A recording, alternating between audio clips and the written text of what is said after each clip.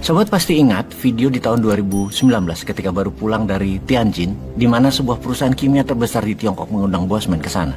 Sekedar mengingatkan dalam cerita terdahulu yang mana keluarga Bosman yang Wong Deso ini punya lab kecil, juga punya sebuah perusahaan pemurnian logam di sebuah kota kecil di wilayah Jawa Timur.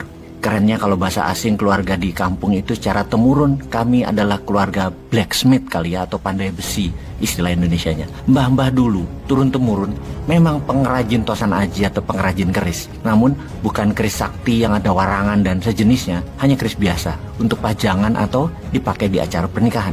Juga sebagai pembuat pacul, pembuat parang dan sejenisnya. Pastinya derajatnya belum empu atau pakar wesi, belum, hanya tukang. Secara temurun, kami juga dari dulu dikenalkan dengan istilah sumuruping geni atau nyalain api. Karena mengerjakan hal-hal yang berbau metal, pasti memerlukan api yang panasnya tinggi. Bukan hanya mengenal api, ya mainan api ya dari kecil. Mulai dari yang ditiup, dipompa, menggunakan bahan arang, hingga saat ini menggunakan gas. Bahkan yang terbaru, pakai flash atau kilatan api. Selain pandai besi, ada kebiasaan yang baru dibangun oleh kakak saya, yaitu memisahkan mineral-mineral diurai sampai yang terkecil, dipisahkan atau di-crack. Salah satu yang beliau crack adalah lithium, Li. Jumlahnya tidak besar, namun benda ini kami jual ke dua perusahaan di Eropa. Sudah lama kami lakukan, mungkin lebih dari 20 tahun, yang jumlahnya kecil juga. Entah bagaimana tahu-tahu benda ini ada di tangan perusahaan besar kimia di Tiongkok, TCC, Tianjin China Chemical. Mereka meminta kita menyuplai ke TCC, di mana kita pun bertanya untuk apa lithium itu. Dijawab untuk power bank rumah. Sahabat semua tahu pasti bahwa baterai pakai lithium. Baik baterai itu untuk mobil, laptop, HP, dan lain sebagainya. Berbahan nikel lithium kobalt atau lithium ferrofosfat. Ya pakai lithium intinya. Jadi posisi lithium itu sangat vital. Baterai sebagai unsur penyimpan energi ditambah teknologi fusi, maka energi yang dikemas di dalam bersama motor generator kecil, di mana hukum fisika mengatakan fungsi energi masuk pasti sama dengan energi yang disimpan, pasti sama dengan energi yang dikeluarkan. Yang mana hal ini kita ubah sedikit, kita tingkatkan outputnya dengan teknik fusi. Energi yang masuk 10 bisa dinaikkan 100 kali lipat dan disimpan lebih lama. Untuk itu semua, salah satu mineral yang dibutuhkan adalah lithium. Nah, perusahaan milik BUMN Tiongkok, TCC, mendapatkan tugas dari negaranya untuk mencari pengganti energi listrik berbasis batu bara atau fossil oil itu untuk mereka membuat power bank khusus untuk rumah berbahan baterai.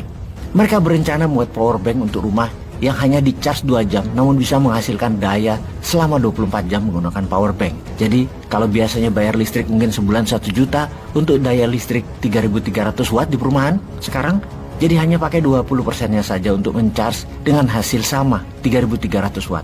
Oke, jadi apa yang mau diinformasikan Bosman kali ini? Sebagai kesimpulan kunjungan ke Tianjin tersebut adalah pihak TCC meminta lithium kita dikirim juga untuk pabrik mereka di Tiongkok. Namun kakak saya memutuskan boleh dengan syarat pabrik power banknya berada di Indonesia, yang mana produksinya untuk tanah air Indonesia terlebih dahulu. Kira-kira mereka harus menyediakan sebanyak 10 juta unit untuk rumah di Indonesia terlebih dahulu, baru untuk Tiongkok. Hal ini ditolak dengan keras oleh mereka. Mereka harus membangun pabrik di Tiongkok dan itu kejar tayang. Produksinya untuk rumah di Tiongkok terlebih dahulu. Itu target mereka. TCC mengemban tugas berat. TCC mendapat tugas negara di mana kebutuhan energi nasional Tiongkok 50%-nya untuk kendaraan, sisanya untuk manufaktur dan energi perumahan. 85% bahan baku energi mereka impor. Agar mereka menjadi independen energi negara Tiongkok tersebut, agar tidak tergantung banyak dengan minyak bumi dari Timur Tengah dan batu bara dari Indonesia serta Australia, maka setidaknya perumahan di Tiongkok bisa menggunakan power bank ini. Dengan adanya power bank ini, bahkan kalau tidak menggunakan listrik berbasis minyak bumi,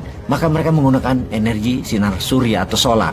Maka apa yang terjadi selanjutnya? Tiang listrik, kabel listrik, transmisi, gardu akan hilang dan akan menjadi perubahan di dunia energi listrik perumahan di Tiongkok secara drastis. Ini game changing skenarionya. Karena mereka memiliki teknologi fusi tersebut, mereka pede melanjutkan tanpa lithium kita. Namun mereka pasti punya sumber lithium yang lain. Namun sekali lagi, kita sebaliknya, kita punya mineral, namun belum ada teknologi fusi dan motor generator yang mumpuni, maka kita belum bisa mandiri energi. Ini yang buat kita tertantang dan kita akan buktikan. Sebagaimana kita ketahui, hingga saat ini listrik PLN di Indonesia menggunakan batu bara yang terbanyak. Hampir 60% pembangkit listrik Indonesia adalah berbasis batu bara. Selain batu bara merusak lingkungan, maka batu bara dalam jangka panjang akan musnah juga. Selain lingkungan hidup menjadi tandus dan panas bumi meningkat terus, di mana batu bara dan fosil oil adalah perusak 50% yang menyebabkan bumi semakin panas saat ini. Hingga saat ini, Dunia yang katanya mau menjadi hijau kembali dengan menggunakan energi terbarukan, melepas batu bara, ternyata semuanya omong kosong. Apalagi perang di Ukraina terjadi yang kemudian menyebabkan Eropa menyalakan kembali pembangkit listrik tenaga batu bara gara-gara dibatasi sumber energi asal Rusia oleh Rusia ke Eropa. Semua ini makin membuat dunia runyam. Climate change tidak terelakkan yang membawa dunia semakin panas dan banyak bencana alam. Maka bisa dikatakan kalau teknologi ini kita miliki, yaitu power bank untuk rumah, apa yang terjadi di Indonesia? Akankah juga terjadi game changing? PLN bisa ruginya bertambah besar. Pastinya juga penyuplai batu bara yaitu para oligarki semuanya bisa bangkrut. Mungkinkah hal itu terjadi? Tidak mudah, Ferguson.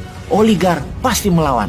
Tapi dasar sontoloyo, maka usaha untuk membuat energi baru untuk perumahan ya tetap kita jalankan.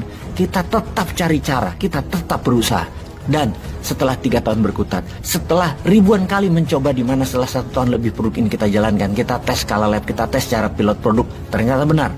Produk power bank untuk rumah ini akhirnya siap untuk komersial. Produk ready dan sebentar lagi kita akan melakukan soft openingnya. Ada 2 model bisnis dan macam alat energi ini nantinya kita akan pasarkan. Alasan pertama adalah karena belum mass production, maka harga jual dan harga pokok penjualan belum menemukan titik critical mass-nya, maka harganya belum bisa murah. Jadi 2 model bisnis ini jadi pilihan. Pertama adalah 100% alat ini kita jual dan harganya kami yakin hanya bisa dibeli oleh kalangan ekonomi A. Harganya berkisar 45 jutaan dan Anda tidak bayar listrik seumur hidup, garansi 15 tahun. Jadi kalau Anda biaya listrik di rumah setiap bulan 1,5 juta untuk listrik 3.300 atau 5.000 watt, maka setiap tahun Anda harus membayar ke PLN adalah 18 juta rupiah setahun.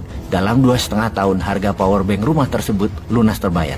Model bisnis mesin kedua, harga baterainya 9 jutaan dengan daya 3.300, 5.500 dan setiap bulan bayar jasa pengecasan.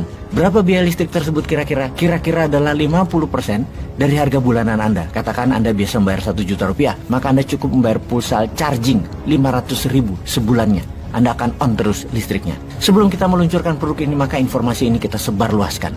Karena kita semua tahu 100% produk ini pasti akan perang dengan PLN batubara. Perang dengan PLN sesungguhnya perang dengan oligarki yang menyuplai batubara ke PLN. Itu sesungguhnya sih. Walaupun alat ini meringankan hingga 50% biaya listrik bulanan masyarakat, namun oligarki tidak akan mendiamkan alat ini beroperasi dengan mulus. Pasti akan dihalangi dengan berbagai cara termasuk menggunakan buzzer. Juga peraturan dimainkan mereka walau kita tahu anggap saja bahwa ini listrik adalah seperti pakai genset. Ada aja pasti nanti yang akan mereka lakukan agar tidak lancar power bank ini di pasaran. Bayangkan nantinya kalau ini benar-benar jalan, batu bara mereka tidak terpakai lagi.